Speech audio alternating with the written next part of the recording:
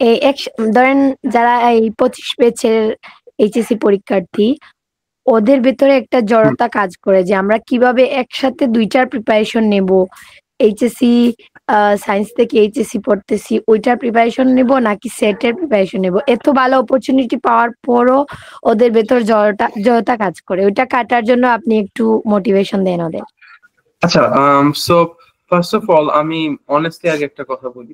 এটা হচ্ছে অনেকগুলা স্টুডেন্ট, ঠিক আছে, অনেকগুলা স্টুডেন্ট পারে, ধরো হচ্ছে অনেক কিছু একসাথে করতে পারে।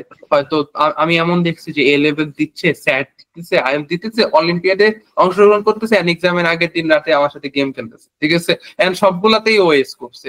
আবার অনেকের টেন্ডেন্সি থাকে ওরা একটা জিনিসে ফোকাস করে এন্ড ওই জিনিসটা অনেক ভালো করে করে।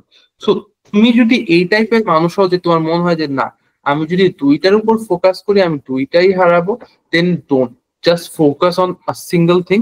এন্ড বাট মনে রাখো, এইচএসসির পর এগুলো করতে ভালো একটু বেগ পাওয়া লাগবে, বাট স্টিল পারবা, ডেডিকেটেড থাকবে। হ্যাঁ, সো তুমি কোন টাইপের মানুষ? তুমি কি এই টাইপের মানুষ যে হয়তো অনেক কিছু একসাথে করতে পারবা, নাকি তুমি এই টাইপের মানুষ যে না, তুমি হয়তো একটা জিনিসের উপরই ফোকাস রাখতে পারো? সো তোমার উপর ডিপেন্ড করে দেন আগাও, মানুষের কথা শুনতে যাও না। কেউ একজন তোমার 5-6টা কাজ একসাথে করছে, তার মানে এই না যে আমি পারবো। আমি না না পারতেই পারি, আমার পার্সোনালিটি এমন, দ্যাটস টোটালি ওকে। তো তুমি বলো, তোমার যদি মনে হয় যে ভাই আমি এইচএসসি দিব, তারপর আমি 14 ঘন্টা পড়বো, 15 ঘন্টা পড়বো, বাট আমি টাইম মতো স্যাট দিব, দেন ঠিক আছে, তুমি তাই করো। আগে এইচএসসি ক্লিয়ার করো, দেন 14-15 ঘন্টা করে যেভাবেই হোক স্যাট ক্লিয়ার করো।